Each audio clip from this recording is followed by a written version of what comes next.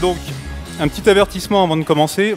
Alors, je ne suis pas du tout un spécialiste du sommeil et je ne suis ni un neuroscientifique. Je suis, comme la plupart d'entre vous, je travaille dans l'informatique. Par contre, je suis un très très gros consommateur de sommeil. Enfin, j'essaye dès que je peux. Et c'est un sujet qui m'a passionné depuis un petit moment. Donc tout ce que je vais vous présenter, ce sont des informations issues des travaux scientifiques les plus récents, et ça représente à peu près l'état de nos connaissances actuelles sur ce sujet, dont l'étude reste assez récente. Donc on va commencer par définir ensemble ce qu'est le sommeil. On peut dire que c'est l'absence d'éveil. Voilà, merci. Est-ce que vous avez des questions? On a un peu de temps. Pour être un peu plus formel, c'est un état physiologique dans lequel on perd un peu la notion du monde extérieur et on garde quand même une perception partielle de notre environnement par le biais de nos sens, ce qui fait qu'on peut être amené à être éveillé, contrairement à d'autres états comme le coma ou l'hibernation. Il est intéressant de noter aussi que c'est un état qui est partagé par beaucoup d'espèces, par quasiment même la totalité des espèces vivantes, comme les chats, on le sait très bien, ils consacrent beaucoup de temps, mais ce ne sont pas ceux qui ont le record. Mais aussi les bactéries ou même les plantes, même si dans ce cas-là on parle plus de repos que de sommeil. Donc on va voir, comme l'a très bien dit Anthony tout à l'heure, dans sa présentation, on va voir un petit peu les différents apports du sommeil, je vais vous montrer ça. Effectivement, ça nous permet de régénérer un petit peu nos points de vie, de récupérer au niveau physique, mais aussi au niveau mental, et de découvrir de nouvelles solutions à des problèmes auxquels on n'aurait pas pensé autrement. On va déjà s'intéresser au mécanisme qui fait qu'on s'endort. Contrairement à nos ordinateurs, ce n'est pas toujours aussi simple que de lancer la commande shutdown. Des fois, c'est dur de lutter. Au XVIIIe siècle, il y a un scientifique français, Jean-Jacques Dertout de Meyran, qui a fait une petite expérience sur la plante que vous voyez à l'écran. Pardon, j'étais un peu vite. Qui s'appelle le Mimosa pudica. Alors comme son nom l'indique, c'est une plante qui est pudique. Donc si vous touchez ses feuilles, je ne sais pas si la vidéo est démarrée, pardon. Si vous touchez ses feuilles, elle referme ses feuilles. Comme son nom ne l'indique pas, la fermeture et l'ouverture de ses feuilles suit aussi la trajectoire du soleil. Donc lui, un bon scientifique, Jean-Jacques, ce qu'il s'est amusé à faire, il a privé la plante de lumière pendant 24 heures. Et ce qu'il a constaté, en regardant de temps en temps, c'est que l'ouverture et la fermeture des feuilles suivaient quand même la trajectoire du soleil, montrant ainsi qu'elle générait un rythme interne.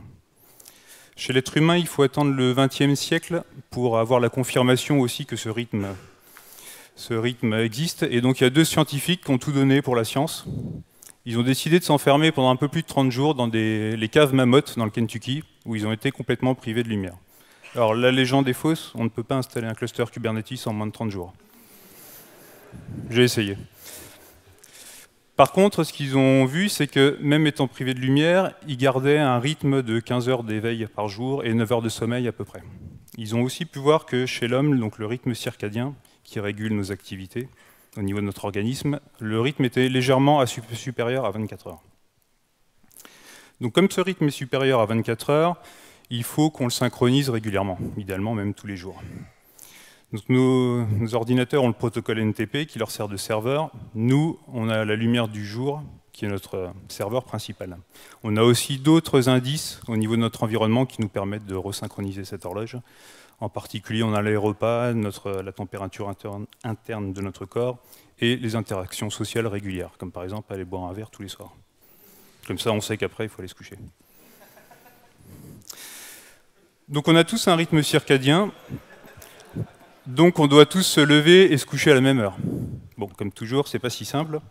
Au niveau de la population, on a à peu près 40% des gens qui sont plus du matin, des lève-tôt, et on a 30% de la population qui sont des couches-tard. Et on a 30% restants, eux, ils sont un peu neutres, et ils préfèrent veiller le soir, en général. Le problème pour ceux qui se couchent tard, c'est que déjà, en fait, vous ne le choisissez pas vraiment. C'est génétique et c'est héréditaire en plus. Et la société n'est pas forcément toujours adaptée à vous, en fonction des horaires de travail, etc. Le problème, c'est que si vous voulez vous lever un peu plus tôt que votre rythme naturel, vous allez avoir certaines zones de votre cerveau qui ne seront pas tout de suite opérationnelles. En particulier, le cortex préfrontal, qui contrôle un petit peu tout ce qui est raisonnement logique, les fonctions cognitives supérieures, et le contrôle des émotions aussi. Donc si vous avez des collègues qui sont un peu irritables le matin, vous pouvez savoir d'où ça vient. Ça vient de là. Et pour eux, ça leur fait aussi une excuse, puisque c'est héréditaire et génétique. Ils n'y peuvent rien.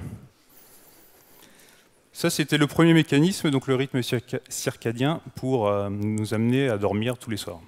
Il y a un deuxième mécanisme qui existe au niveau de l'organisme, qui est l'adénosine. Donc c'est une petite molécule que produit notre corps tout au long de la journée, et en fait qui va petit à petit, on peut imaginer un sablier qui se remplirait, et quand ce sablier est plein, on va arriver au soir, et ça va envoyer un signal à notre organisme qu'il est l'heure d'aller se coucher.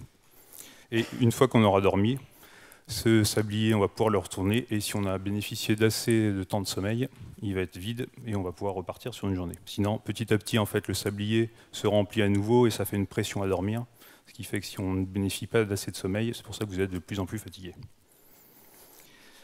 Intéressons-nous maintenant un petit peu aux différentes phases du sommeil. Il y en a deux principales. Il y a le sommeil NREM, qui est plutôt connu sous le nom de sommeil lent chez nous.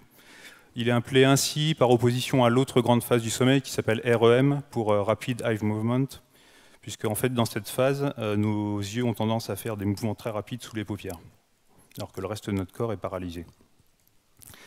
Donc la première phase, NREM, c'est un sommeil long qui est à son tour découpé en plusieurs phases, alors que le sommeil REM, lui, est une seule grande phase. On a environ entre 3 et 6 cycles par nuit, où on alterne entre les différentes phases. On passe déjà dans le sommeil léger, puis on passe dans le sommeil profond, on repasse dans le sommeil léger, et après on passe dans le sommeil paradoxal. Et je suis très content d'avoir réussi à placer un diagramme d'état dans une présentation non informatique. C'est la seule fois où j'ai utilisé de l'UML dans ma vie. Ça m'a quand même servi à quelque chose. Intéressons-nous un peu plus au sommeil lent. Il est appelé comme ça parce que pendant cette phase, notre cerveau va émettre des ondes lentes.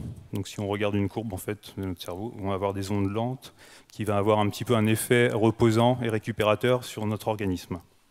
Il y a 3 stades dans ce sommeil lent. Il y a la phase d'endormissement qui est normalement assez rapide, sauf si vous commencez à cogiter à votre dernier bug que vous n'avez pas réussi à corriger en partant, ou à la dernière fonctionnalité que votre PO vient de vous envoyer, qui remet un peu tout en cause au niveau de votre design. Si on ne pense pas à tout ça, on arrive à s'endormir assez rapidement. On arrive dans la phase de sommeil léger, qui représente la moitié de notre temps, où on commence un petit peu à récupérer, et on passe ensuite en phase de sommeil profond, où là on est presque plus réactif par rapport à notre environnement, et c'est le sommeil aussi qui est le plus récupérateur. Donc c'est un sommeil qui est très récupérateur au niveau physique, au niveau aussi de notre cerveau, ça permet d'éliminer des toxines qu'on a produites tout au long de la journée. Et, dernier point important, ça permet de consolider notre mémoire. Toute la journée, en particulier par exemple aujourd'hui, si vous avez suivi pas mal de confs, vous avez emmagasiné beaucoup d'informations au niveau de votre mémoire. On a chez l'être humain une zone qui est la mémoire vive, qui est l'hippocampe. La nuit, ce que va faire, cette zone est assez limitée. La nuit, ce que va faire notre organisme, quand on sera en phase de sommeil, il va prendre toutes ces informations et les déplacer dans une zone de mémoire de stockage à long terme qui est située dans le cortex. Voilà. Il y a un problème si on ne dort pas assez, c'est que notre cerveau ne va pas pouvoir vider notre mémoire vive. Donc le lendemain, vous allez déjà partir avec des informations de la veille. Vous allez pouvoir stocker moins d'informations. De la même manière, à terme, vous allez oublier des informations qui ne seront pas stockées dans votre disque dur. Et du coup, vous perdrez définitivement ces informations. L'autre grande phase du sommeil, le sommeil REM, qui ne s'appelle pas comme ça en hommage au groupe de rock, c'est le groupe de rock qui s'est inspiré du nom de la phase.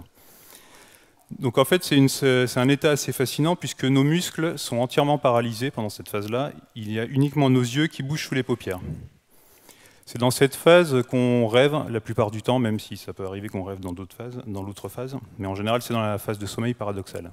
Et c'est Freud en premier qui a imaginé, qui a découvert, qui a décidé, non plus, c'est pas ce mot-là, j'ai pas assez dormi cette nuit donc je ne retrouve plus mon mot. Donc c'est Freud qui a émis l'hypothèse en fait en premier que les rêves plutôt étaient le produit de notre cerveau, alors qu'avant on avait d'autres croyances.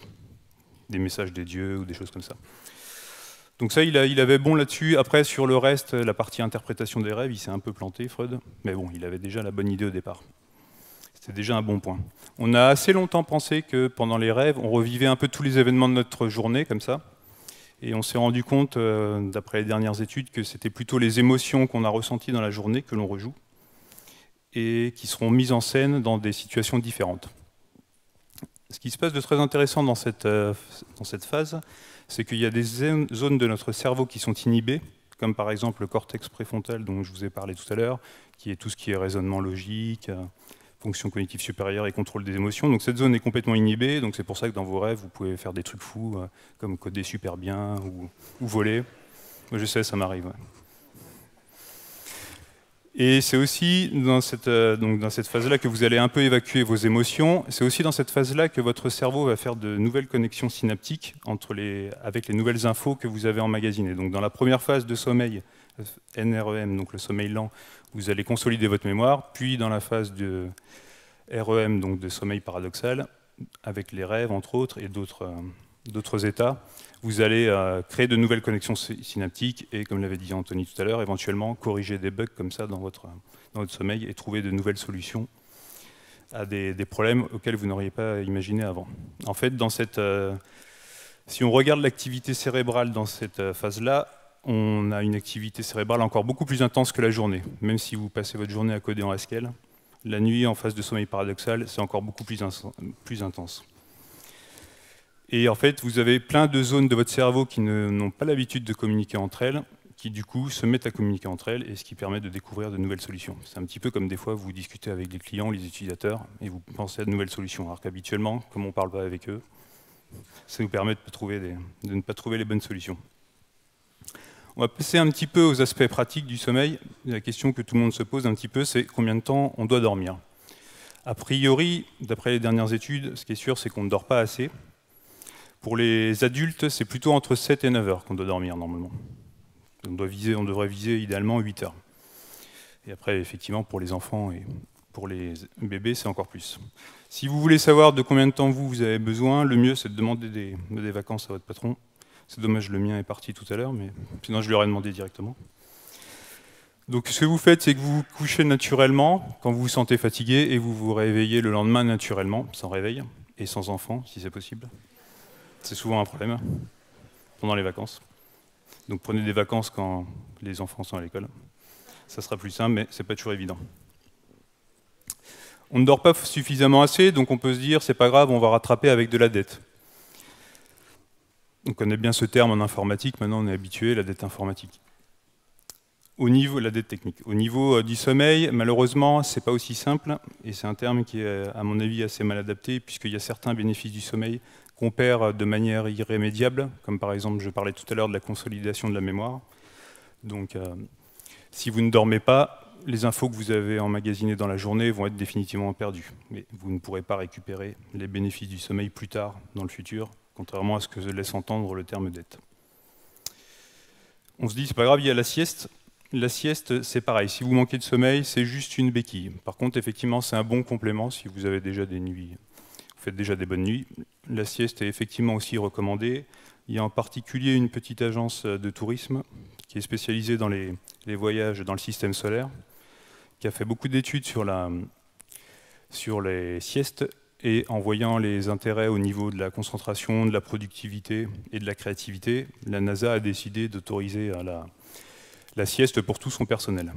Ça a été aussi repris pas mal par la plupart des compagnies aériennes pour leur personnel navigant. Et dans notre secteur, il y a aussi des sociétés, par exemple comme Google, qui ont des nappods où vous pouvez faire la sieste.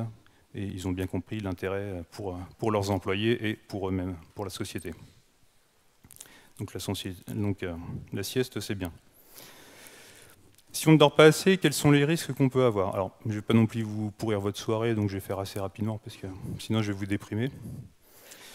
La NASA, toujours elle, alors c'est dans les années 70, il faut replacer dans le contexte, ils ont fait des études un peu particulières. Aujourd'hui, la morale est un peu douteuse, donc ils ont soumis des araignées à différentes substances plus ou moins légales. Et en particulier, une qui est pourtant légale, la caféine, qui effectivement empêche le sommeil. Et donc on voit effectivement que les résultats au niveau de la toile d'araignée tissée ne sont pas terribles avec la caféine. Alors que certaines sont quand même beaucoup plus artistiques. On a fait les mêmes tests chez des développeurs Java en les abreuvant de beaucoup de café. Puis on leur a demandé de coder un FizzBuzz. Alors ça c'est une classe, mais il y en a une vingtaine d'autres, je vous en fais grâce. Sinon il y a quand même deux observations qui sont intéressantes au niveau des risques du manque de sommeil. Au niveau des accidents de la route, il y a un accident sur 3 mortel qui est dû au manque de sommeil, ce qui est autant que l'alcool. Et il faut savoir que si vous ajoutez fatigue plus alcool, en fait les effets sont multipliés, ne sont pas juste additionnés. Il y a une autre étude intéressante, en plus vous avez de la chance, vous y avez tous participé depuis que vous êtes nés quasiment, puisque tous les 2 fois par an, on change d'heure. Donc la science vous remercie pour votre contribution. Grâce à toutes les statistiques qui ont été relevées pendant ces changements d'heure, en particulier la partie changement d'heure d'hiver vers l'heure d'été, donc quand on perd une heure, on a noté une très forte augmentation du nombre d'accidents de voitures et du nombre d'accidents cardiaques. Dans l'autre sens, ça marche aussi. Effectivement, dimanche prochain, on va gagner une heure. On a constaté au niveau des stats, c'est positif effectivement de gagner une heure. Donc on pourrait peut-être toutes les semaines gagner une heure, ça serait pas mal. On peut essayer de proposer l'idée. Donc, comment on fait pour bien dormir? Alors, puis vous dormez mal, vous pouvez aller voir votre médecin, sauf s'il ressemble à ça. Il posera des questions, changez de médecin. Par contre, un peu plus sérieusement, si il vous propose une petite pilule quand vous lui dites que vous manquez de sommeil, si c'est sa première réaction, changez de médecin. Il faut éviter. Aujourd'hui, ce qui est plutôt recommandé, c'est la thérapie comportementale et cognitive. C'est une thérapie assez brève qui est très orientée pratique, où on vous donne une liste de choses à faire et à ne pas faire, et on vous explique encore mieux que moi comment marche vraiment le sommeil. Et donc c'est vraiment c'est validé scientifiquement en plus. Pour revenir juste aux somnifères, aujourd'hui il n'y a aucun somnifère sur le marché qui entraîne un sommeil naturel.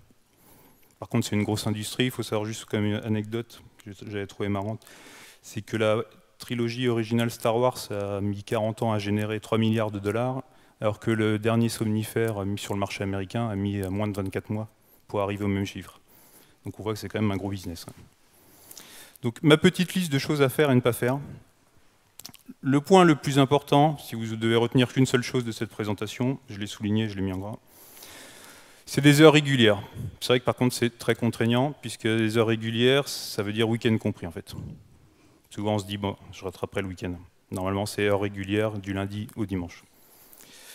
La caféine et l'alcool, il faut éviter. Effectivement, la caféine, ça bloque les récepteurs de l'adénosine. Vous savez, cette petite molécule dont j'ai parlé au début, qui envoie un signal comme quoi c'est l'heure d'aller se coucher. Donc ça bloque ces récepteurs-là, la caféine. Et l'alcool, alors comme c'est un sédatif, ça nous aide à bien dormir, mais ce n'est pas un sommeil de très bonne qualité. Donc vous pouvez me remercier. Grâce à moi, les organisateurs du DevFest, ce soir pour l'apéro, ont décidé de supprimer l'alcool. Ne me remerciez pas. Au niveau, tout ce qui est luminosité, effectivement, nos chers appareils électroniques, il faut éviter tout ce qui est lumière, et en particulier lumière bleue, ça va bloquer notre organisme pour la production de mélatonine, qui nous permet effectivement qui est produite normalement dans l'obscurité, quand c'est l'obscurité, et qui nous aide aussi à dormir. L'activité physique régulière, c'est vrai que c'est conseillé. Pas trop tôt non plus avant d'aller se coucher, parce que si vous avez le cœur qui bat très fort, ça va être compliqué. Et des activités de détente. Et juste pour revenir un petit peu à l'informatique, nous, qu'est-ce qu'on peut faire dans tout ça? Alors, il y a plusieurs axes, à mon avis, qui seraient intéressants. Au niveau de nos chères applications, ce serait de limiter le nombre de notifications qu'on envoie, et plutôt que même par défaut, nos applications soient plutôt silencieuses et que l'utilisateur débride les notifications. Vous avez eu un reportage très intéressant il n'y a pas longtemps sur Arte, sur la dopamine, et justement comment la plupart des grosses applications comme Tinder, tout ce qui est réseaux sociaux, agissaient sur notre cerveau pour produire de la dopamine et nous encourager à plus. Ça va être l'heure d'aller se coucher, c'est ça. Ça, c'est le premier point. On peut aussi, avec tous les capteurs connectés... Okay. Je vous avais dit, j'étais pas doué avec la technologie. Je pense que c'est bon. Sinon, je la jette.